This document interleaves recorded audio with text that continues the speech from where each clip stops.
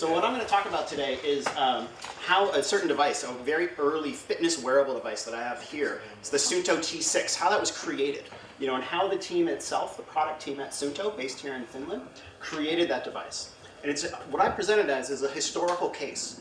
As we go out and create new personal data ecosystems that collect all sorts of new interesting types of personal data, we're dealing with uncertainty about how to do that. What can we learn from the past? What can we learn from those pioneers who have done this work to inform our work going forward? And that's what you're going to hear about today. So the case study as I present this is a challenge, a strategy, and then the lessons that we have. So go back in time, it's 2003, 14 years ago, right? How should Suunto, a company based here in Finland, design the personal data ecosystem for its T6 fitness wearable? That's what we're going to look at. What was the strategy that they had? So we lost some of the formatting here.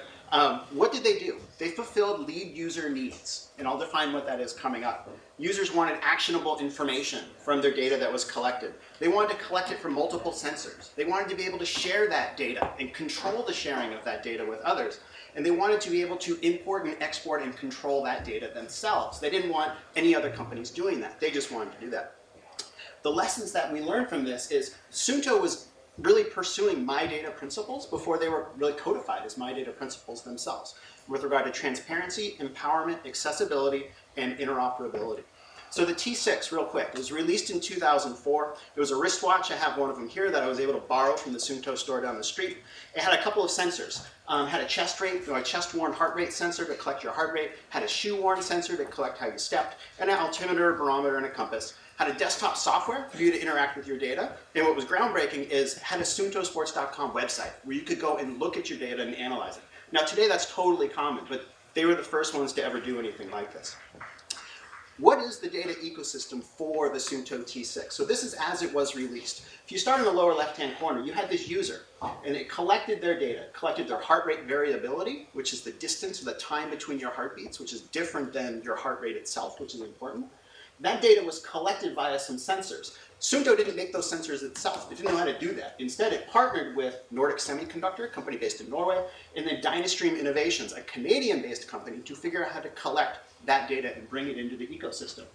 With regard to analyzing that data, so when it brought it in, again, Suunto did not necessarily know how to do this themselves. They couldn't figure this out. So they went to FirstBeat, which was a company based here in Finland that came out of some academic college research done here in Finland itself to figure out how do you analyze data and convert it into something that actually has value for people beyond something as simple as calories. Thanks. And then how do you actually distribute the data coming back in this ecosystem? What do you distribute itself? The data, do you send it back to the user? Do you send it to other users and the public? So this is just roughly the ecosystem design that they put together. So how did they actually do that? And this is what I studied in some of my recent research. So I went and found the team who built this in 2003 and 2004 and asked them, how did you do this? No one had ever done this before. It's very common for Fitbit, others to do this. How did you figure this out?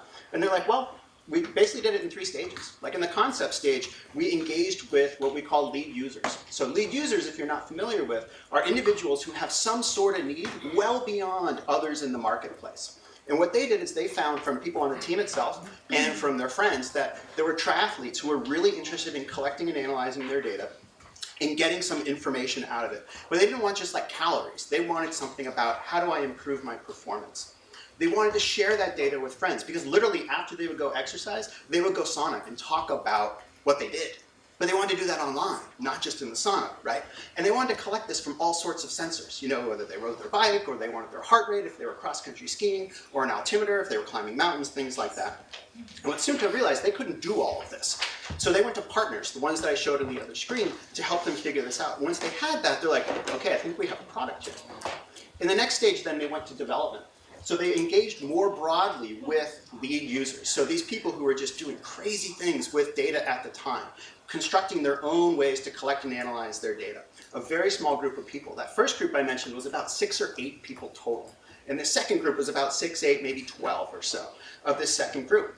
Those folks identified additional needs. So they wanted environmental data. What's the altitude? What's the barometric pressure? Things like that to help them guide their physical activities outdoors. They also wanted to bring in all of their data because they've been logging it in spreadsheets for years. So they wanted to be able to import that data. But then they also wanted to be able to export that data, to be able to then share it, say, with their coaches, or because they just wanted to analyze it themselves, say in Excel, things like that. At this stage in development, then they pushed on to looking at, do we comply with EU regulations? This is 2003, 2004, very different than GDPR today. You had the 1995 directive that guided their efforts, and they found out that they did. What's interesting then when they actually went and released it then in 2004, whereas you look at privacy policies in terms of service today, they're fairly opaque and difficult to read. Theirs are like amazingly clear and brief. Here's what we're going to do. We're collecting this data. Here's how we're analyzing it. Here's what you can do with it.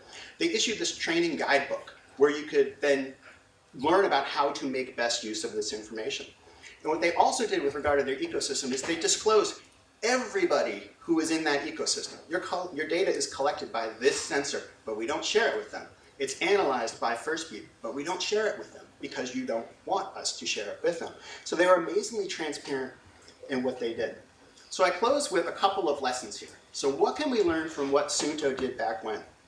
First is engage with who these lead users are to identify and then fulfill their needs. So whatever personal data ecosystem you're trying to design, find those lead users and engage with them. Be transparent with regard to the design. What, how, why, by whom data is collected and analyzed and turned into information. Support accessibility, portability, and interoperability. So how do you collect data? Do you do it in a proprietary way, or do you adopt a standard, say Bluetooth or ANT+, things like that? Empower users. No matter what you do, empower users with actionable information. If you're going to collect their data, give them something valuable in return that positively changes their lives. And whether this is successful or not, I go, well, the design lives on with all Suunto watches going forward and with their Moves Count apps.